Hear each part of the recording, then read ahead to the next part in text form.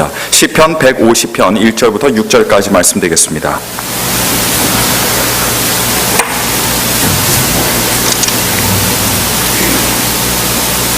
시편 150편 1절로 6절까지 말씀 다 찾으신 줄 믿고 제가 봉독해 드리겠습니다. 시편 150편입니다. 할렐루야. 그 성소에서 하나님을 찬양하며 그 권능의 궁창에서 그를 찬양할지어다. 그의 능하신 행동을 인하여 찬양하며 그의 지극히 광대하심을 쫓아 찬양할지어다. 나팔 소리로 찬양하며 비파와 수금으로 찬양할지어다. 소고치며 춤추어 찬양하며 현악과 퉁소로 찬양할지어다. 큰 소리 나는 재금으로 찬양하며 높은 소리 나는 재금으로 찬양할지어다. 호흡이 있는 자마다 여호와를 찬양할지어다. 할렐루야. 아멘. 오늘 제가 봉독해드리는 말씀에는 유독 끊임없이 반복적으로 사용되는 단어가 있다는 것을 여러분께서 아마 눈치를 채셨을 겁니다. 여러분, 그것이 무슨 단어겠습니까? 네, 그렇습니다. 바로 찬양이라는 단어입니다. 총 6절밖에 되지는 않은 그런 짧은 시지만 이 시편 150편 안에는 찬양이라는 단어가 무려 13번이나 쓰이고 있습니다.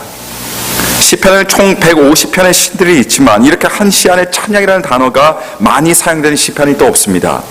시편 150편을 시작하는 첫 단어도 찬양한다는 의미의 할렐루야이고 맨 마지막의 단어도 마찬가지로 똑같은 단어인 할렐루야로 끝내고 있습니다. 그러니까 할렐루야로 시작해서 할렐루야로 끝나는 시편이 바로 우리가 읽은 시편 150편입니다. 그래서 시편 150편의 핵심 단어가 바로 찬양인 동시에 그리고 중심 주제 또한 바로 찬양에 관한 것입니다.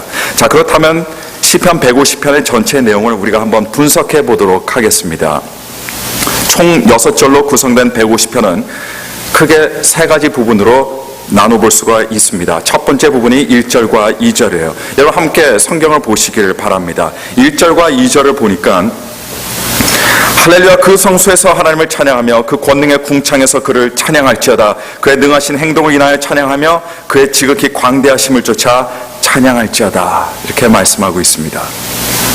자, 이 두 구절에서는요, 찬양의 대상이 분명하게 명시되어 있습니다. 누구를 찬양합니까? 바로 하나님입니다. 하나님을 찬양하고 하나님의 능하신 행동과 하나님의 지극히 광대하심을 찬양하라고 말씀하고 있습니다. 왜냐하면 인간 역사의 주인공이 하나님이시고 온 우주 만물뿐 아니라 우리 개개인 한 사람 한 사람의 인생의 주인도 하나님이시기 때문입니다. 얼마 전에 7살인 제 딸이 그림을 하나 그리고 나서 제게 보여준 적이 있습니다. 본인이 생각해도 잘 그렸다고 그렇게 여겼는지 얼굴에는 자신감으로 가득 차 있습니다. 근데 마침 제가 집에서 일을 하고 있던 터라 제가 좀 마음이 분주했어요. 한번 슬쩍 보고서는 어유 잘했네 한마디 하고 다시 제가 하던 일을 그대로 다시 하기 시작했습니다. 근데 제 칭찬이 성에 못 안 찼던 이유였는지 다시 그 그림을 제 앞에 들이대면서 아빠 어때요? 라고 또 다시 말을 하는 거예요. 그래서 제가 어우 잘했다니까 하고 제끼고 또 다시 제 일을 하기 시작했습니다. 그랬더니 딸아이가 다시 또 그림을 제 얼굴 앞에 갖다 대는 바람에 제가 그때 눈치를 채고 아주 과도하게 정말 오버하면서 칭찬해주고 안아주고 정말 잘했다 뽀뽀해 주었던 그런 기억이 납니다. 제 딸도 마찬가지지만 사람들은요 인정을 받기를 원합니다. 누군가가 알아주기를 바랍니다. 그래서 사람들이 알아주지 않고 몰라주면 상처를 받는 존재가 어떤 존재입니까? 우리입니다. 그것이 바로 사람입니다. 여러분, 사람은 누구나 할 것 없이 칭찬과 인정받기를 원하고 또 누구나가 칭찬과 인정을 받아야 된다라고 저는 그렇게 생각합니다.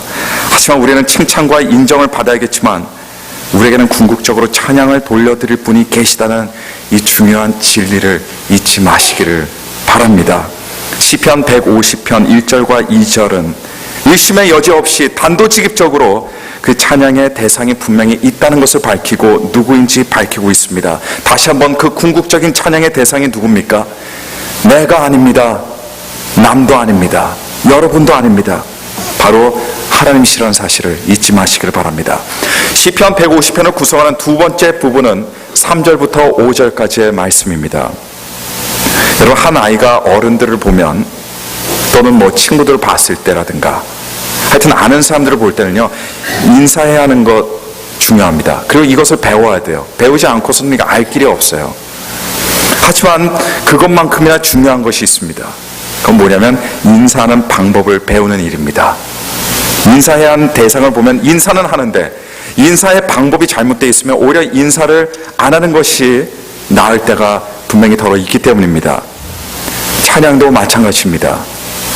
1절과 2절이 찬양의 대상을 분명하게 밝히고 있다면 3절부터 5절까지는 찬양의 방법에 대해서 말씀하고 있습니다. 여러분, 찬양에도 방법이 있다는 걸 생각해 보신 적이 있습니까?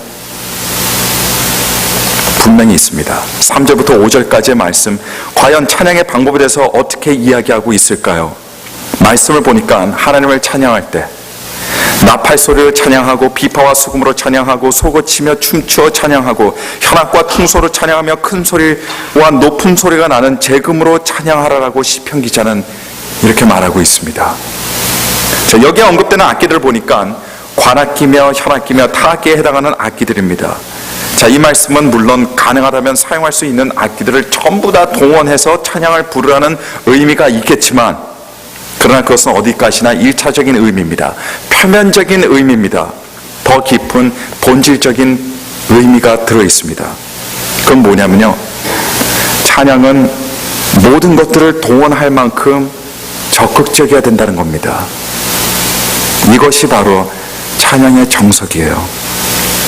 보수적이고 전통적인 절제의 덕을 중시하는 유교 문화권에 강한 영향을 받은 우리들에게 있어서는요, 외적 표현은 다소 경박하게 보이고 성가시게 느껴지고 귀찮게 느껴질 때가 많습니다. 그러나 성경이 말하고 있는 찬양의 방법은 바로 그런 겁니다.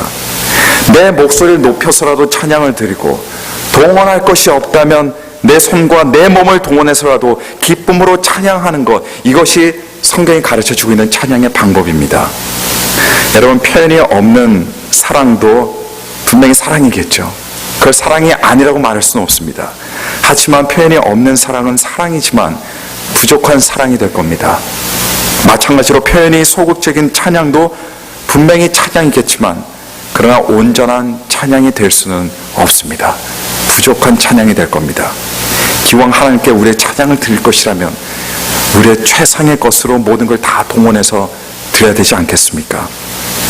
찬양의 명수였던 다윗은 하나님의 법궤를 보고 옷이 벗겨질 정도로 기뻐하며 찬양을 했는데, 다윗의 아내였던 미갈은 다윗의 그런 모습을 보고서는 그것을 추태로 여겼습니다.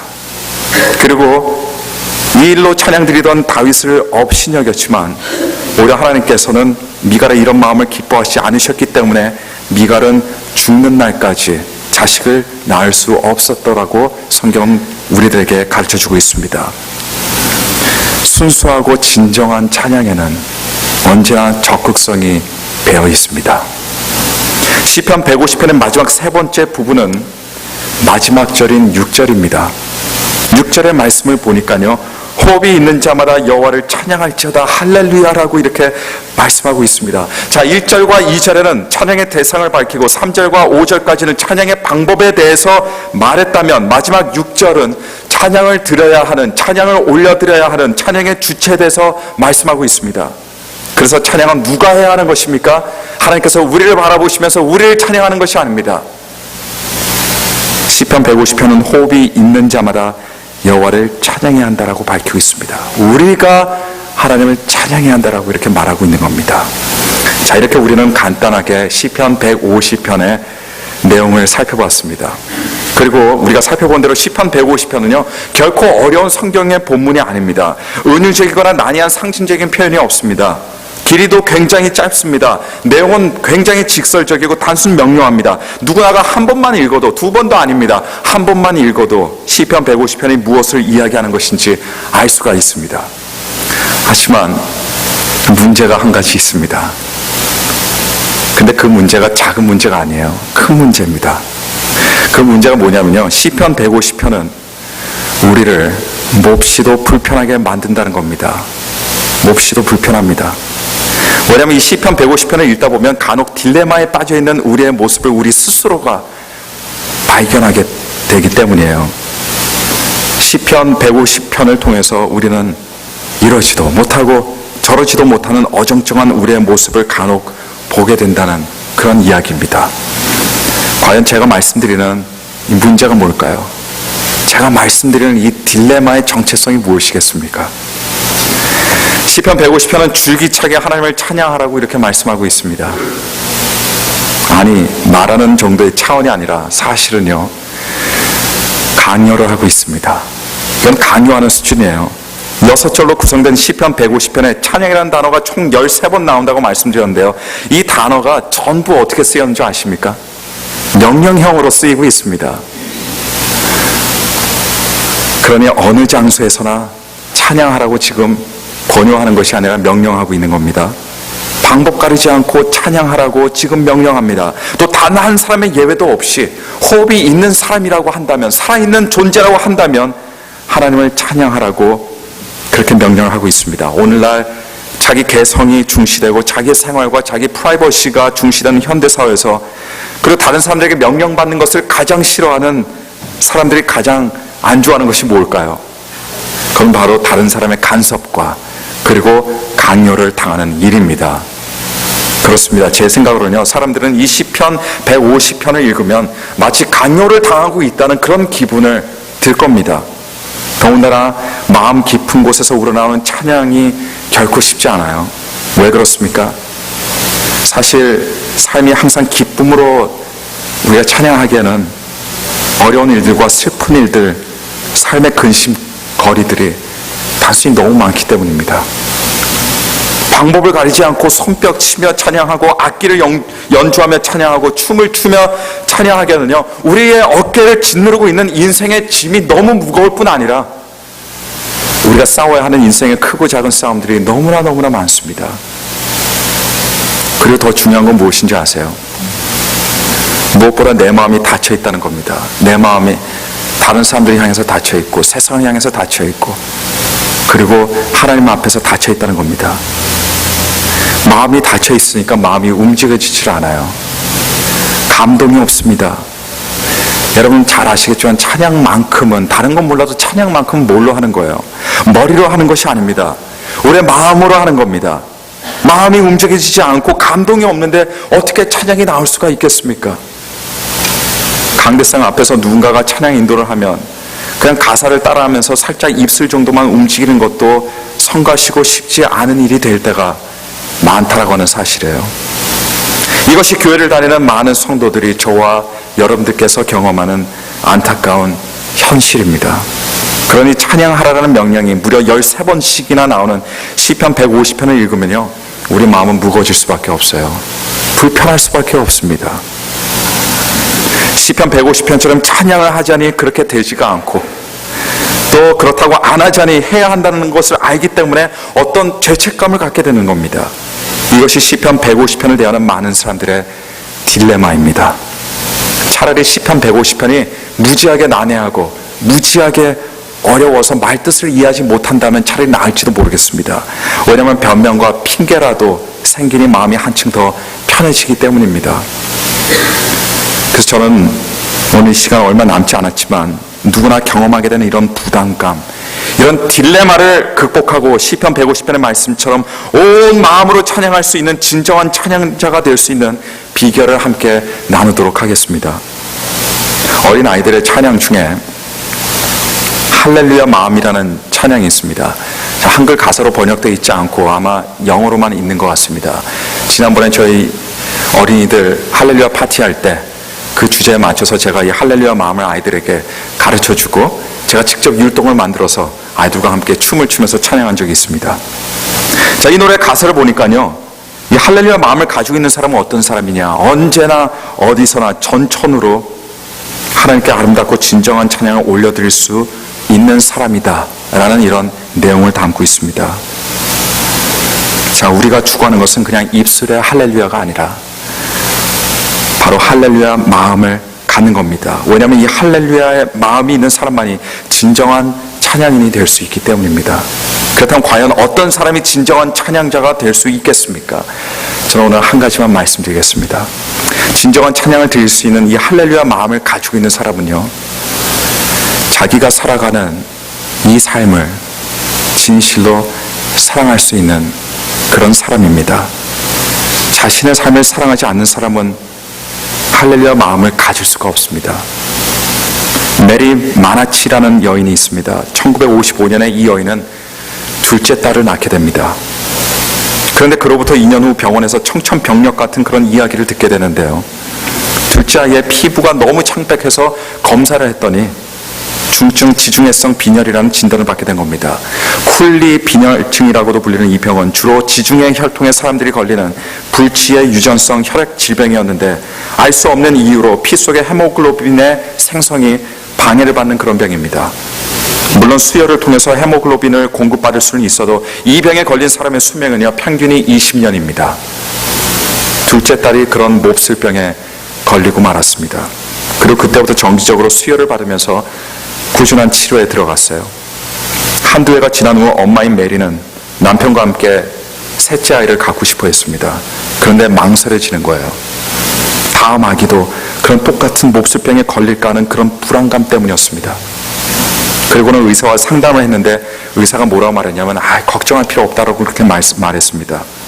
왜냐하면 이 유전병이 한 집에서 2번씩이나 발생하는 일이 극히 드물기 때문이었어요. 그렇게 해서 1959년에 셋째 딸을 낳게 되었는데 기가 막히게도 이 셋째 딸도 똑같은 불치병을 가지고 태어나게 되었습니다.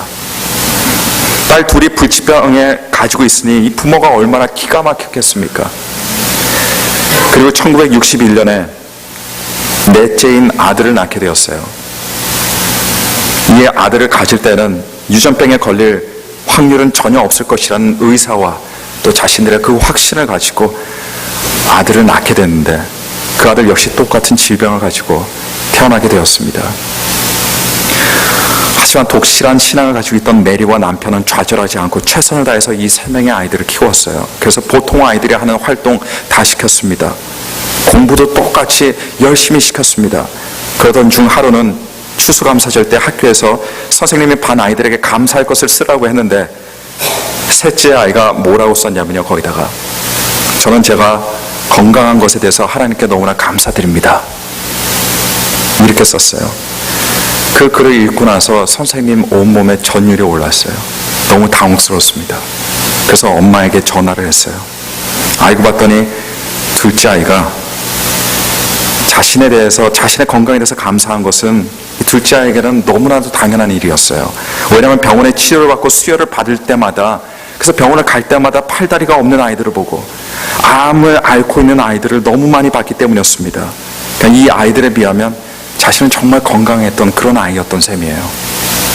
그러다 이 셋째 아이가 12살이 되던 해 평화스럽게 눈을 감게 되었습니다. 둘째와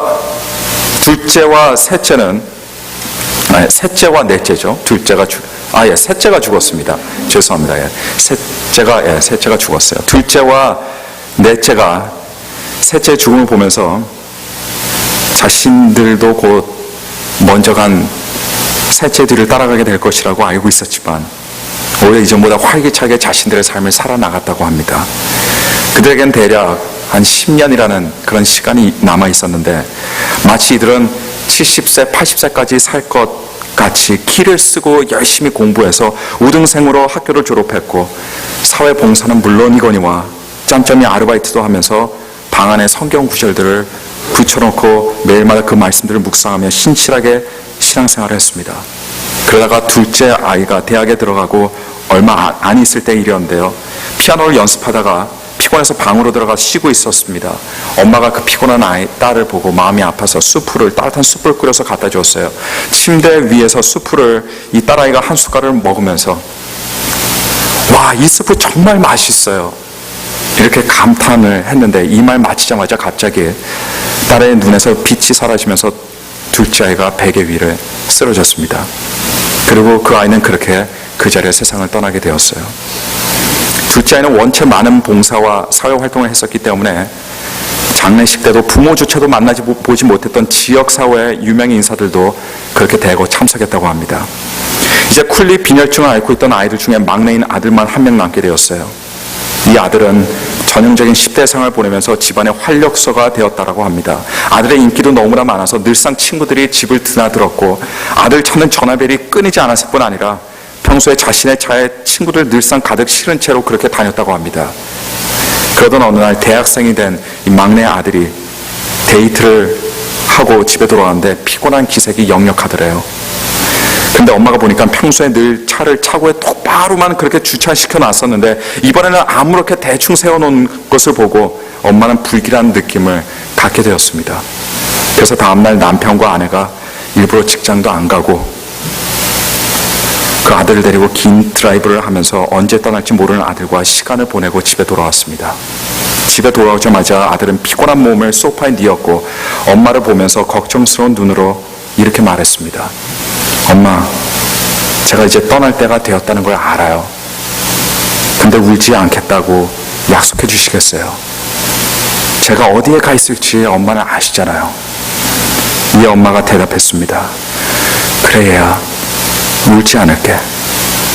이 말 들은 아들은 미소를 지으면서 눈을 감고 고개를 뒤로 젖혔는데 그리고 숨을 깊게 들이쉬었는데 그리고는 다시는 눈을 뜨지 않았다고 합니다.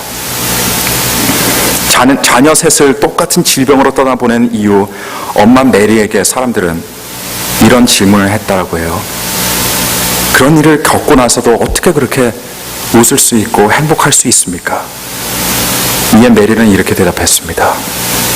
삶이란 하나님으로부터 받은 신성한 선물임을 우리 아이들은 이해하고 있었고 그리고 우리 아이들은 그들에게 주어진 하루하루를 사랑했습니다. 때이른 죽음의 직면에서도 우리 아이들은 삶을 감싸 안았습니다. 아이들은 하나님을 사랑하고 하나님께서 주신 그 삶을 사랑했습니다. 그만큼 우리 아이들이 삶을 사랑했다면 나라고 그 애들보다 삶을 덜 사랑할 수 있겠습니까? 그럴 수 없습니다. 우울해하고 나 자신을 불쌍해하면서 하나님이나 우리 아이들을 욕되게 하지는 않을 겁니다. 우리 아이들이 삶을 감싸 안았듯이 나도 생을 보듬어 안고 그 안에서 기뻐하며 즐거워할 것입니다. 신앙이 있음에도 불구하고 하나님께 찬양의 삶을 살지 못하는 이유는 하나님께서 내게 주신 내 삶을 사랑하지 못하기 때문입니다. 희귀병으로 죽어가던 세 남매는 비록 남들에 비하면 터무니없이 짧은 생을 살았을지라도 믿음 안에서 마지막 순간까지 하나님께서 그들에게 주신 삶을 감사하고 소중하게 생각했습니다. 그들은 현실이 어떠하든 간에 그 현실을 받아들이고 그리고 자신들의 삶을 긍정했습니다. 그리고 하나님을 사랑하고 가족과 이웃을 사랑했기에 그들은 어떤 삶의 자리에서도 시편 150편의 말씀처럼 그렇게 살 수 있었다라고 하는 사실입니다. 사람들은 여가를 즐기고 여유를 즐기고 휴가를 즐기고 여행을 즐기고 부요함을 즐기고 편안함을 즐길 줄은 압니다. 이건 누가 가르쳐 주지 않아도 다 알아요. 하지만 우리는 단지 여가와 단지 여유와 단지 휴가와 단지 여행이나 단지 부요와 편안함을 즐기는 것이 아니라 우리는 하나님께서 주신 우리의 삶을 긍정할 수 있어야 됩니다. 우리의 삶에 어려움이 있고 난관이 있고 눈물이 있고 한계가 있다 하더라도 우리는 그런 우리의 삶을 사랑할 수 있어야 돼요. 왜 그렇습니까? 생명이야말로 삶이야말로 우리에게 가장 소중한 것이고 가장 귀한 것이기 때문입니다. 내리의 세 자녀들은 살면서 자신들에게 죽음이라는 것이 곧 닥쳐올 것을 알고 있었지만 보통의 사람들이 미처 깨닫지 못한 것을 깨달아서 알고 있었습니다. 죽음이 아무리 비극적이라 하더라도 삶과 죽음을 비교해 보면 자신들의 사는 삶이 죽음보다 훨씬 소중하고 죽음보다 훨씬 값지고 죽음보다 훨씬 크다는 것을 알았다는 것입니다. 마음에서 우러나오는 진정한 찬양은요, 바로 이렇게 내 삶이 어떠하든 간에 아무리 실수투성이라 하더라도 그리고 잘난 것 없다 하더라도 그저 내 삶 자체를 가지고 감사하고 이런 삶을 사랑할 수 있을 때 바로 이때 나오게 된다는 것을 여러분 믿으시길 바랍니다. 시편 150편은 시편의 가장 마지막에 위치한 시입니다.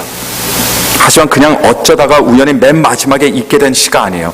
가장 질이 낮기 때문에, 가장 인기가 없기 때문에, 가장 별 볼 일 없기 때문에 가장 마지막에 위치한 시가 아닙니다. 시편 150편이야말로 앞에서 이미 기록된 149편들의 전체 시편을 마무리 짓는 결론을 도출해내는 그런 시입니다.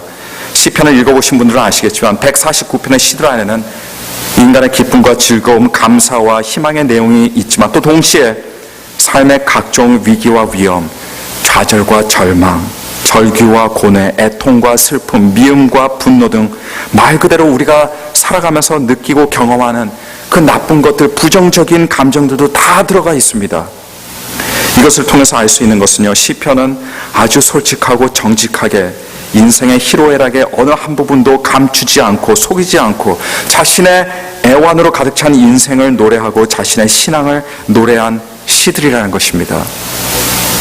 하지만 시편을 끝내는 시편 150편에서는 이 모든 것들을 총망라하면서 좋은 것들과 나쁜 것들 다 믿음의 가슴으로 끌어안으면서 마지막에 무엇을 선택합니까? 하나님의 품 안에 안기기를 선택하고 그리고 하나님을 찬양하기를 선택하고 있는 것입니다. 시편 150편 안에 6절밖에 안 되는 이 시 안에 찬양이라는 단어가 13번 쓰인 것만 봐도 알 수가 있습니다. 하나님께서 주신 삶, 하나님께서 단 한 번 주신 이 인생, 비록 전혀 완벽에 가깝지 않을 뿐 아니라 많은 상처와 많은 실수투성일지라도 하나님께서 주신 그 삶 그대로 긍정하며 사랑하겠다는 그런 의지가 지금 담겨있는 그런 시입니다. 그러니 시편 150편에 찬양이란 말이 아무리 많이 나와도 그것은 결코 가벼운 말이 아닙니다. 무거운 말이 되는 겁니다. 여러분, 진정한 찬양 그리고 진정한 할렐루야 마음은요, 삶의 모든 애환을 노래할 수 있는 사람, 그리고 그 애환의 삶을 하나님의 선물로, 하나님의 축복으로 긍정하고 그런 자신의 삶을 사랑할 수 있는 사람만이 가질 수 있는 하나님의 크신 축복이라는 것을 믿으시길 바랍니다. 하나님에게 있어서 우리의 생명은요, 아주 소중한 겁니다. 왜 그렇습니까? 왜냐하면 하나님께서 그렇게 만드셨기 때문이에요. 그래서 우리의 생명을 위해서 예수 그리스도를 보내주셔서 당신의 생명을 버리도록 한 것입니다. 예수님께서 흘리신 피값으로 우리는 우리의 삶을 살고 있습니다. 우리가 하루를 살아도 우리의 삶을 감사하고 그리고 사랑하며 살지 못하면 예수님의 십자가의 그 희생과 보혈, 하나님의 사랑을 욕되게 하는 것입니다. 하나님을 사랑하시길 바랍니다. 그리고 이웃을 사랑하시길 바랍니다. 가족을 사랑하시길 바랍니다. 그리고 무엇보다 하나님께서 주신 여러분들의 삶을 사랑하시기를 이 시간 간절히 축원합니다. 우리 다 함께 들은 말씀 생각하면서 기도하시겠습니다. 기도하실 때 하나님, 다른 건 몰라도 내 삶을 감사합니다. 한 번도 하나님께 이런 감사의 기도를 드린 적 없지만 내가 살아있는 것 그 자체만으로 하나님 감사합니다. 내가 살아있어서 하나님께 예배드릴 수 있고 내 사랑하는 사람들을 만날 수 있고 사랑하는 사람들과 얘기할 수 있고 이곳에서 하나님께 주신 기쁨과 평안을 누릴 수 있도록 인도해 주신 이 삶을, 이 인생을, 이 생명을 하나님 정말 감사합니다. 비록 힘들지만 어렵지만 그러나 이것 하나님의 축복이라는 것을 오늘 이 시간에 인정하고 주님 안에서 기뻐하게 하여 주옵소서. 우리 다 함께 통성으로 합심으로 우리 고백하면서 기도하시겠습니다. 기도하겠습니다. 거룩하시며